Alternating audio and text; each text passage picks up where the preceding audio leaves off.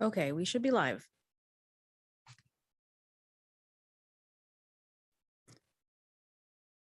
Ready to go? We're ready. Okay, I will call to order then this meeting of the City of Bowling Green's Planning Commission for March the 2nd, 2022.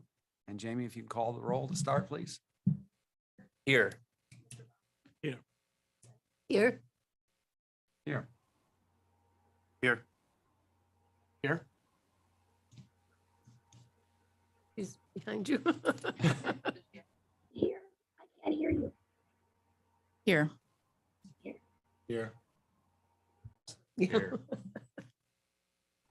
Okay, thank you.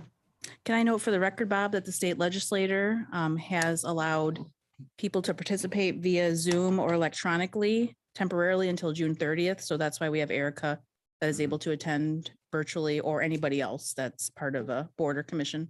Okay, thank you. Next on the agenda is the approval of the minutes from our January meeting. Of course, we were snowed out in February. Everybody's had the minutes passed out to them ahead of time. And are there any corrections or additions or deletions? No. Okay, then the minutes stand approved as we receive them. Next is lobby visitation. Lobby visitation is for the purpose of letting folks address us in regard to any matter that's not on tonight's agenda. Is there anybody that wants to speak in lobby visitation?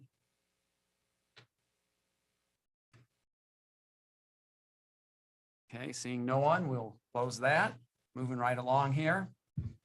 Next, we have a couple of items relating to the city's master plan. First, the update to the Parks and Recreation section.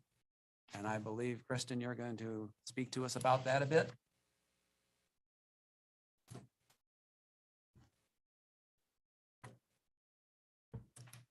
So Heather told me I had an hour. Is that right? I'm kidding. I'm kidding. So kind of train my head here, but follow along. So obviously you will have a copy of our draft master plan that I think you've seen for a couple months now. I apologize. We had a COVID exposure in my family in January, so that didn't work. And then as Bob mentioned, we had snowpocalypse in February. So here we are. But I thought what I'd do is sort of just give a brief kind of overview of that, kind of some history, how we put that together, sort of some highlights, and then go from there. See if you have any questions or any comments, things like that. So, and Heather's, yeah. So the pictures, you know, just leave them up there for a second. But I mean, we're Parks and Rec. So if we're going to give you a little slideshow, we're going to show you the parks. I love this picture. Kind of quintessential city park with Needle Hall, our historic building, and then a playground in the forefront. So just kind of set the stage there. So a little bit about the history of our master plan. In 2016, the department switched from a 10-year master plan to a 5-year master plan. Prior to that, we had been in 10-year increments. Now, obviously 10 years right now is a very long time to try to predict anything. Honestly, 5 years is too, if we look at our last 5-year plan, and then obviously none of us really predicted 20 and 21. So we switched to a 5-year plan, and at right about the same time, our levy was up. And so we made the decision, along with our levy committee and administration and park board, to switch to a 5-year levy as well from a 3-year. So kind of strategically and logically, those fall together, right? So you have your 5-year, you know what your levy income is going to be coming in, tied into your master plan. So it allows for better planning and alignment. So our most recent master plan that expired in 2021, priority was maintaining the parks and facilities. Prior to that, the department had seen tremendous growth in response to citizens' needs of new facilities and parks and all those sort of things. So, which is amazing and exciting. You have to maintain those. And so we kind of took a step back and said, you know, we need to take care of what we have and really focus in on that. This plan is going to be sort of a continuation of that.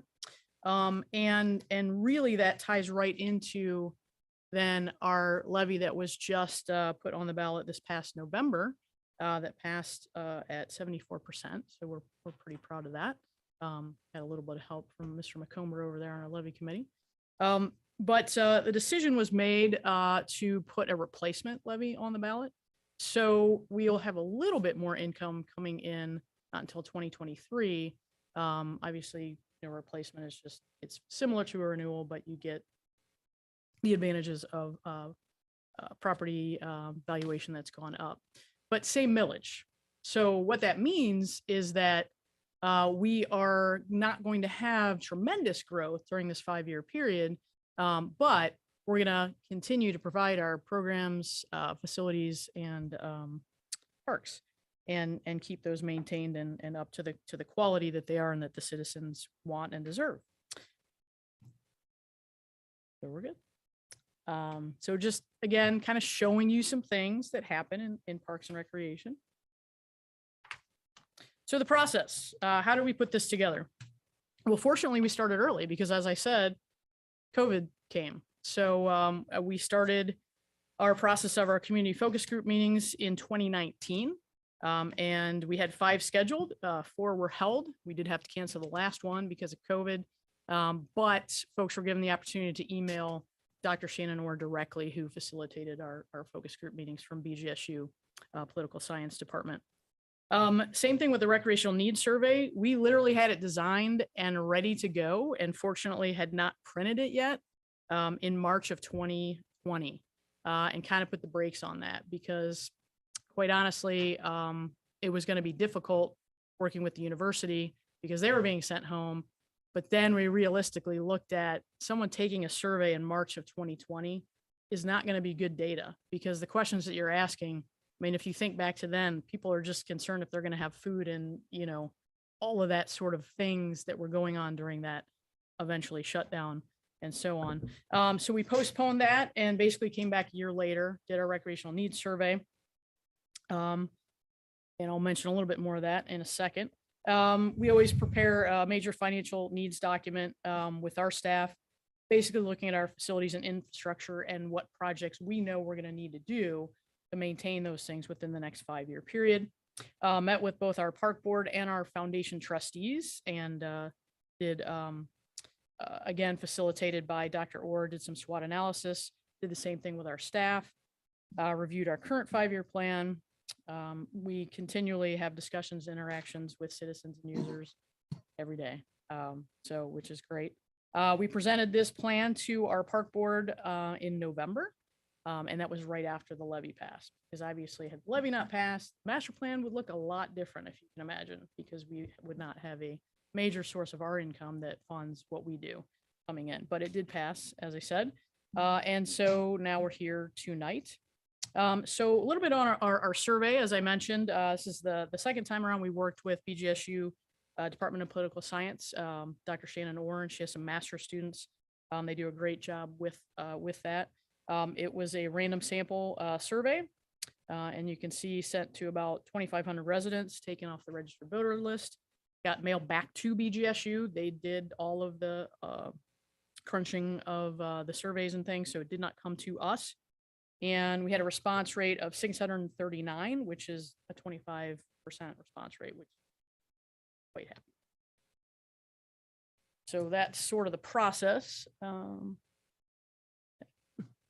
actually makes me feel old because that's my now 12-year-old. So, but I just really like the picture. Just one of our programs that we do, I believe, in partnership with the library in City Park there. So with all of that, we take the community feedback data, put that together with our 5-year project needs list. Obviously, looking into the city's CAP, the community action plan, which I'm sure you all are familiar with, and then looking at our core values and mission, and kind of put that plan together. So obviously, the whole plan is in your packet. I just took a couple of highlights. There's a lot in there that we're really looking forward to getting to work on. Carter Park, which is a specific focus of the CAP. We have a couple of projects slated, and some are underway, actually. The Inclusive Playground Project, hopefully you've heard about that. We are partnering with Wood County Plays, and that will go basically in similar footprint to the playgrounds that are out there now. And those were at about the end of their lifespan. So when Wood County Plays approached us to do an inclusive playground, clearly not easy for me to say, we were very excited to do that. First of all, we had really been looking at and wanting to do an inclusive play area.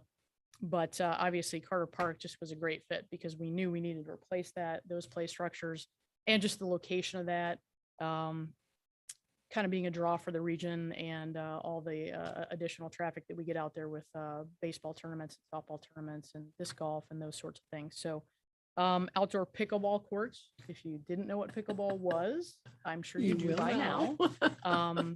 That is something that we have had at the community center for many years.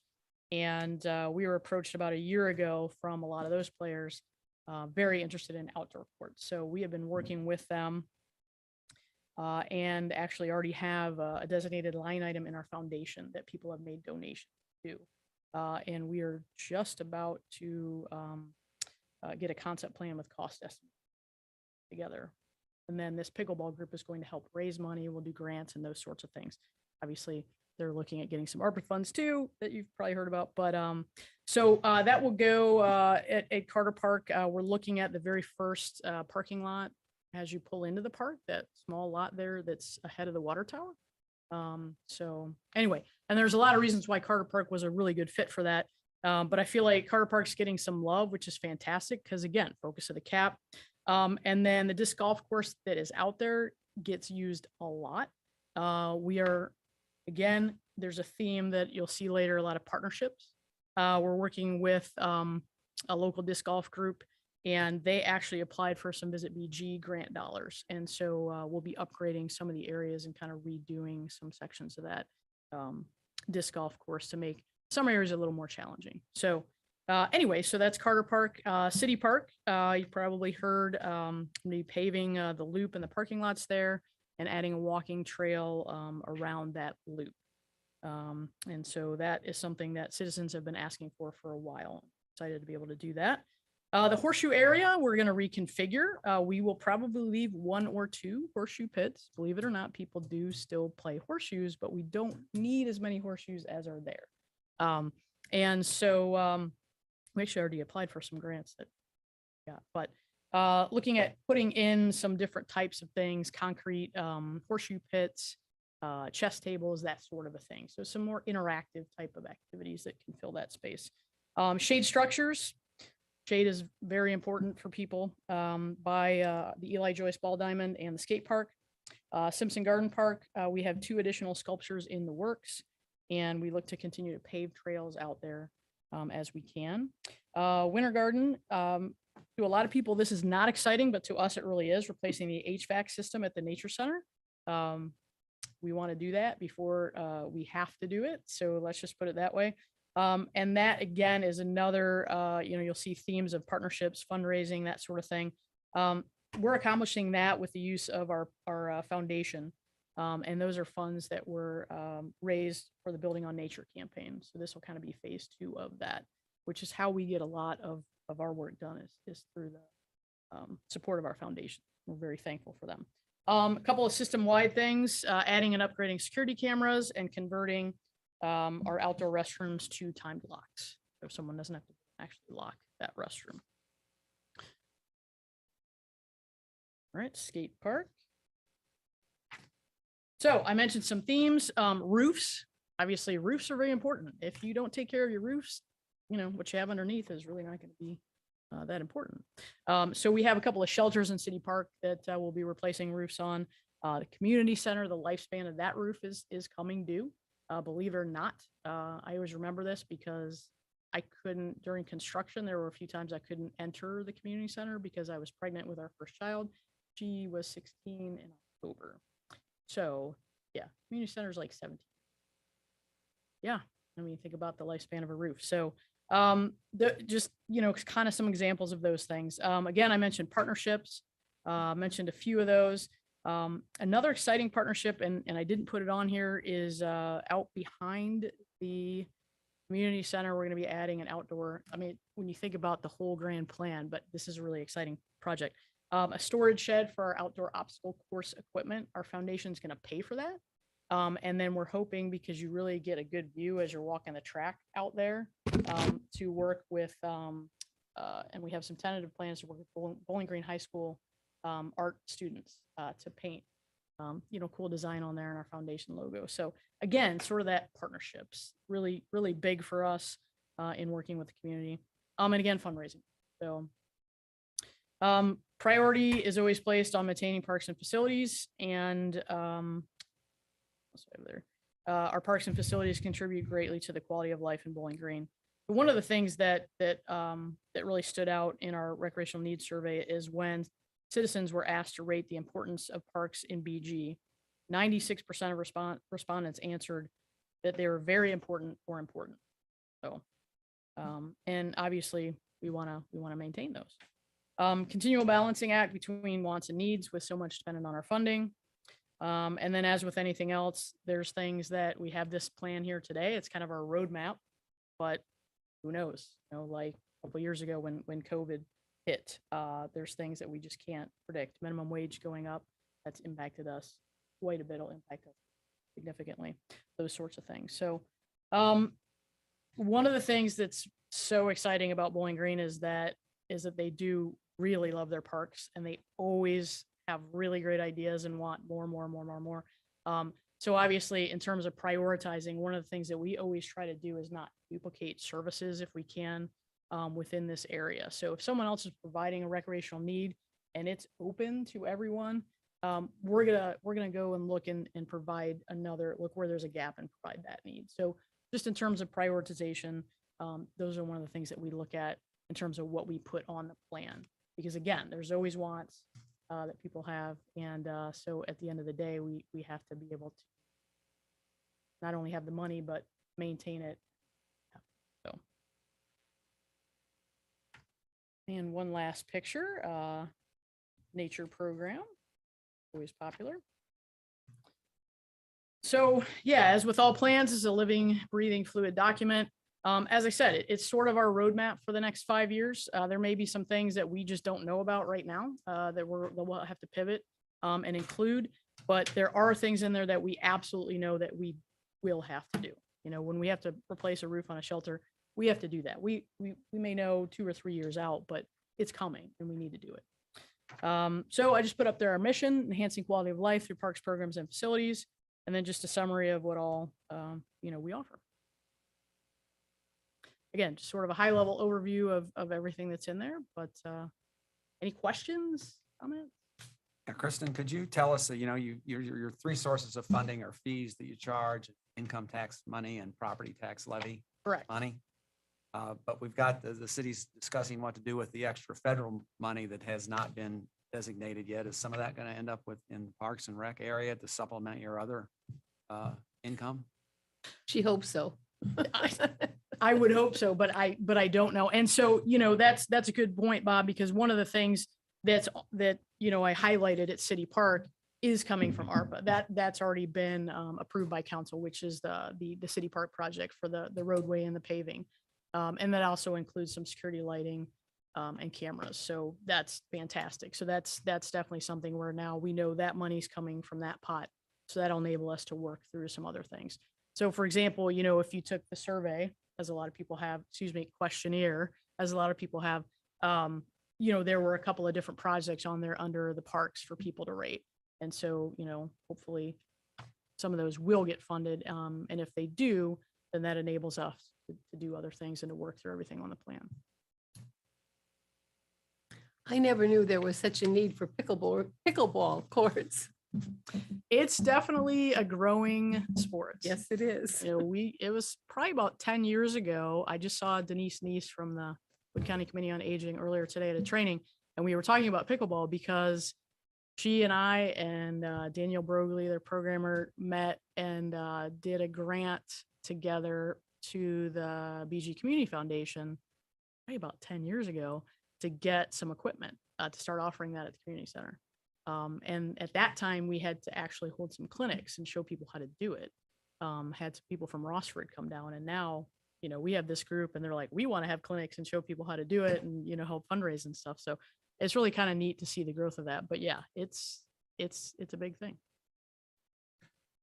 Judy, I noticed, as you know, I've got a condo down in Cincinnati, my wife and I do, where our son lives. We've got 2 tennis courts there, and it's within sight and hearing distance of where our condo is. And I'll bet those tennis courts are used for pickleball about 75% of the time, and Mhm. for tennis, 25%. Yeah. It's very surprising to me how often I hear this, a bit of a strange sound, a different sound than when they're playing tennis. It definitely is. And Bob, that's exactly the reason that Carter Park is a good fit for that. Because I have colleagues around the state and the country, and, obviously you look to best practices and talk to your colleagues. And a lot of folks have put them into little neighborhood parks, and then the sound, and then the neighbors are like, wait a minute, this sound is not good. We don't like this. So, that spot at Carter, there's no neighbors around that will bother. So, and in a lot of places, they already have tennis courts that maybe are underutilized, so they convert them. We as Parks and Rec do not have any tennis courts. So that's again why this parking lot that's sort of underutilized is great, because you already have some infrastructure down to do that. Yeah. So I was wondering, in your survey, okay, let me come to my, one of the things I really miss here, which surprises me, is there's no community garden here. So we have a lot of green space, and it's good to kind of have green space, and but it also leaves, like, there's a high maintenance cost to the grass and water and other issues around it and fertilizers. And I feel like this is one area, and I don't know if this was covered in the survey or not. And I know you are looking at the master plan based on the feedback you got from the survey. But I was wondering, like, this could be like, especially I live on Main Street and I see Ridge, and it's ample of sunlight there. And that space can be used to have 2 or 3 raised bed. And I know a church and BGSU has a community garden, but this could use actually a lot of, seniors, and it can lead into climate change kind of issues. It can also farm to table, community development and stuff like that. And I'm not sure if it has been looked or it's feasible and all, but I just thought of kind of sharing my insight about it, because I think that could be one area. It's also linked to increasing house values and, other issues like gentrification too. But it could be something which could be explored and could definitely affect the city as well. Sure. Yeah. I don't know that there was too much mention of that in our focus groups or in the survey, but it is something that we've talked about over the years. Right now, essentially, as you mentioned, there's a couple of churches that have them and BGSU, so we haven't really done that, but certainly something we could look into. Thanks. Yeah. I was wondering if you could sort of guesstimate sort of the split, the percentage of things in this plan that are sort of what we would call preventative maintenance type things versus like new project. And is that considerably different in this master plan versus maybe the previous one? Like, has that changed? Was it a highlight, or do you even know the percentage Yeah, I split? mean, off the top of my head, I wouldn't have you hold me to that, but I think it's going to be very similar, because we did have some new things that we did in the last 5-year plan. And there's You some talked new about things in tremendous here. growth, and we've done a lot of those things Yeah, over the yeah. years. And I just wondered, is this sort of headed towards more, hey, we didn't do a lot of the preventive maintenance stuff that maybe we could have the last 5 or 10 or 15 years, and now it's caught up, and that's going to be the dominant part of So this. 5 years ago, we did start doing that. Yep. I mean, I don't want to say we didn't do preventive maintenance, but And I'm not suggesting you yeah, didn't. yeah, I'm- yeah. But there was yeah. more of, there were a lot of new things that were built. And so, yeah, we really wanted to focus in on making sure that we didn't fall behind. So the I know. last 5-year plan was very maintenance focused, but had some new things. The Veterans Building was built, and, and other new things. But so, it's, I would say 80-20 if I had to just guess off the top of my head, but who knows what else might get funded. So. Kristen, Yeah, this good isn't a question. huge item, but I noticed when we had our meeting out at the new Veterans Building on, I think it was February 16th, City Council, that when I came out of that meeting, the lighting in front of that building, pretty terrible. You're on a concrete area, and then you step down a step to get into the parking lot, and there's no lighting out unless something wasn't turned on that night. There's no lighting in front of the Veterans That could Building be, because there are lights on the outside of the building. So I'll have to check on that, couldn't Bob. it was really dangerous, I thought, to step from the concrete down into the Okay. parking lot. I know I was looking for that, and even then it was a little difficult to maintain my balance. Joyce Kepke was going out at the same time I was, and she said she almost tripped on it. Now that might have been corrected, because there were, yeah, we did have somebody out to work on the, Okay, that's. Yeah. It's sort of related to what we're talking about here. Sure, yeah. It's almost too small an item, but Yeah, I yeah. did want to mention it. yeah, no, that's easy to look into. I'll check on that, but Anything else here? Any other questions or comments? Now we need to make a recommendation to city council, right, Heather? Yes, please. Mhm. Okay, so I will move that we recommend the plan as it has been drafted in its current form to city council. I'll second it. Okay, any discussion about that before we vote? Jamie, would you call the roll, please? Yes. Yes. Amy, I can't Yes. hear her. Yes. I can't. Yes. Yes.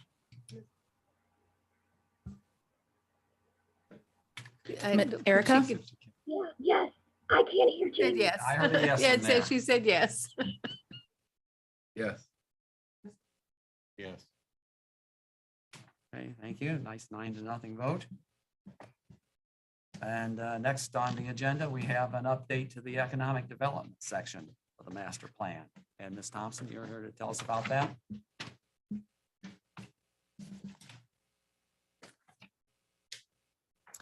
Well, hello, everyone. I'm Katie Thompson, Director of Bowling Green Economic Development. And I'll try to be brief. I feel like Heather gave you an excellent report and kind of explanation as to why I'm here and how we got to this point. So I'll just do a brief recap and then allow you to ask me any questions that you might have. So one of the things that I think is important to highlight is that Bowling Green Economic Development is a public-private partnership between the city of Bowling Green and then about 50 other companies who are members of the organization. So the city is very heavily involved in everything that we do through Bowling Green Economic Development. And so, you know, everything that I'm presenting here today, the city at many levels has participated in. And so essentially what happened is I had come to understand that one of council's goals was to update the economic development section of the master plan. And since that's kind of the lane that I'm in on a day-to-day basis, I just offered to write a draft, just simply thinking that that would be helpful. And so you have that draft in front of you. And one of the things that Heather pointed out and something that I kind of explained to her and had explained to some of our council members is that you'll notice that it is much, much shorter. So the original plan from the 80s is multiple pages. It goes into quite a bit of detail. And the plan that is before you that I wrote is just one page. And she explained the reasons for that. So I won't go into those, but feel free to ask any questions about that specifically. I feel like I'll just use this time to kind of just go through the plan really quickly, give you the highlights, and then can get into any questions. I guess some of the main highlights is to recognize that I wanted to make sure that this was a comprehensive plan, meaning it kind of captured all the main goals, but that it would also allowed us to be nimble because the world really does change very quickly right now. So I didn't want to go into a ton of great detail in this plan unless it's the intention from all of you to update this on an annual basis, which I don't think that's been the case in the past. So if you get kind of down to the middle of the page, you'll see 4 strategic goals. And this came out of maybe a 9-month strategic planning process that Bowling Green Economic Development underwent last year. And so that involved several partners from the city of Bowling Green. And then also, like I said, our board of over 50 trustees, which represent, 50 different businesses in the community. All of those people were participants in kind of formulating these 4 strategic goals. So we have sustained economic growth, infrastructure and utility development, encouraging innovation and entrepreneurship, and improving quality of life. And I would say those last 2 goals kind of really reflect more of the modern approach to economic development. The first 2 have been core priorities of Bowling Green Economic Development and the city for decades. And as we've seen economic development efforts change and evolve over the last, a decade, I guess, we've noticed that there does need to be more of a focus on innovation, entrepreneurship, and then also those quality of life type of issues. So that's why you'll see that represented here. And then at the bottom, I just highlighted some of the primary efforts that economic development should incorporate. So again, not going into detail on kind of specific action items, but more of overarching type of efforts that should take place. And then, you know, it's kind of our job within my office to take these goals, break those down into smaller, manageable parts that we're executing on a day-to-day and then annual basis. So that's a real brief recap. And then I'm happy to answer any questions that you might have. Well, kudos to you for making this very brief, and I've read through many of them from other areas, and this is a real joy because it's generic enough that you know what you're going to be doing, and yet you don't have to go back and adjust it every time you want to go from one building to 2 buildings or something as minute as that. So good job. Thank you. I looked at the current economic development section of the comprehensive plan this afternoon. I hadn't done until this afternoon, and I saw it was 13 pages long and very detail oriented. And I like echoing what Judy's saying. I like the approach to this, to have something that looks at the big picture more than minute details. So it can be Good. applied to a variety of situations. And I thought that was the way to do it. Not often in government, you start out with something that's 13 pages, get it down to 1. No, you usually get it to 26. Yeah, usually goes the other direction. Well, I think one of the, there's a small line in here somewhere, and I think it's a very important one that references the other city planning documents. So one of the reasons that this can be short is because we have a lot of other tools that we can utilize and reference, and we don't have to repeat all of that in here. So. Yes. Anybody else have any comments or questions? I had one more comment. Sure. I'll certainly echo their sentiment. I had a project planning committee for our real estate. Same thing, we took it from 18 pages to 1. Yes. So these kinds of things are what's happening in today's modern world. Did a great job. I had one question. Sure. Under for like action item at the bottom. And maybe this falls in with maybe some of the other items highlighted or that you got bullet points for, but because things change so quickly in today's environment. You know, I just made a note. Maybe we could have some line item for things that we call development, like change of, because we see things that like a mall. You know what? 10, 15 years ago, a mall made sense. Now it doesn't. It's going to be used as something else. That's just one example, but I think it'd be very important for us to have that as sort of a key initiative. Try and help when people need help. So that they'll. Yeah, that's a really good point. And that's actually, I mean, we deal with that often in our office. And then obviously, you know, the city is heavily involved in that. So I don't actually know what that process is like in terms of editing this. I mean, Heather, I don't know, can they recommend the addition of a absolutely. line and then? And maybe Absolutely. it falls, like, I mean, if you read the first bullet point, we talked about meeting with industry leaders to assess things that are going well, things that they're struggling with, opportunities for solutions. Maybe it falls in something like that, but I think it's good for us to have that as a highlight. Sure. Because things. Totally agree. And I would welcome any of your I would, additions. we could say identify opportunities for redevelopment, the Yeah. final bullet Yeah. point. Do I need to move that? I would just make it a part of your Make it part recommendation. of the motion. I have a comment. So I teach at the university and I ask every class, about 100 students a semester, how many of you will you stay in BG? And I usually don't get more than 1 or 2.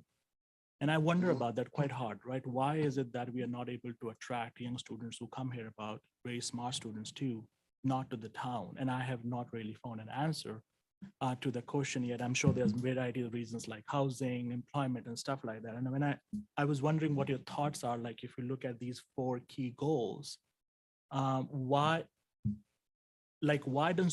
could you attract, like, if you look at these goals, could we attract young students to come and build a life here, right? So they are like 18, 19, and they're building their life. So they will be buying home, they'll be having kids, getting married, they'll probably be old. I mean, I'm kind of going on the life cycle of human being here. But do you think like these 4 goals could attract students to stay here? And I'll just end it here. And one of the things which I kind of feel is that it's missing the humanities side of things, industrial leaders, entrepreneurship, but it doesn't have like more artsy things like, like creativity. I mean, and especially like one of the things which I feel is missing here a lot is tech world, right? I mean, why do they have to go to Cleveland to set up a tech forum and not in BG? Because I mean, it's fairly, you can walk around, it's a nice little town, you can go to bars. I mean, like, why can't it be? Sure. So I wonder what your thoughts about it is, and could we kind of think a little bit more differently rather than attracting all young professionals? Could we also think it more like, how could we retain our students here? Yes, I think that's a great point. And I do feel that those issues are reflected in here. And the only reason I can say that is because I have a full built out, 2-year plan based on what's on here. And those issues that you've just brought up, we have addressed through our encouraging innovation and entrepreneurship and improving quality of life. We have some more specific strategic goals within those, actively working on how can we create a pipeline of innovation and entrepreneurship, starting with our university students and building the infrastructure that allows them and makes them want to stay here in our community. So I just had a meeting yesterday, actually, with some folks at BGSU to start to figure out where those gaps are and how we can fill in those gaps to hopefully retain some of our students and some of that talent here. And then regarding, some of the creativity and some of the arts and those types of things, that all falls under that bucket of improving quality of life. That's kind of where I see those sorts of things. And again, we've also worked on those sorts of initiatives through our office as well. So they might not be called out specifically, but they're definitely recognized in terms of the work that we're trying to do on a day-to-day basis. So feel free again, if you feel it needs to be, called out any more in this document, but we're certainly working on that. Other questions? Okay, well then we'll go to making a motion again. And I think I think Abhishek, I'm thinking that what you're bringing up would not cause us to change the draft here. It seems to be encompassed within it. And Ms. Thompson and her staff are aware of those issues. So we will add the bullet point that Mark and Will suggested. And I think, Will, you just said the wording, identify opportunities for redevelopment. So adding that as a bullet point to the last section. Yeah. Okay, so I'll make a motion to recommend to City Council that they approve this draft of this section of the comprehensive plan with that one addition, identify opportunities for redevelopment in the last section. I'll second it. Okay. Jamie, you want to call the roll?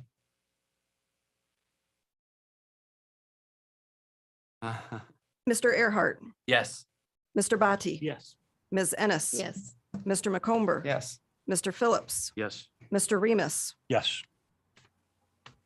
Ms. Sleek, Yes. Mr. Spittler, Yes. and Mr. Stalter. Yes. Okay, another 9-0 vote. We move on to reports. Judy, do you have anything for us from the Zoning Board of Appeals? I do, Mr. Chairman. We had one variance and it was a good thing we only had one because we debated it for an hour. Wayne Barber, 608 West Worcester Street, has requested a variance to allow the construction of a 6-foot tall fence in the 25-foot yard setback. It's a corner lot and the fence would be in the front yard that faces Meeker Street. And that's 2 inches taller than the 4-foot maximum allowed.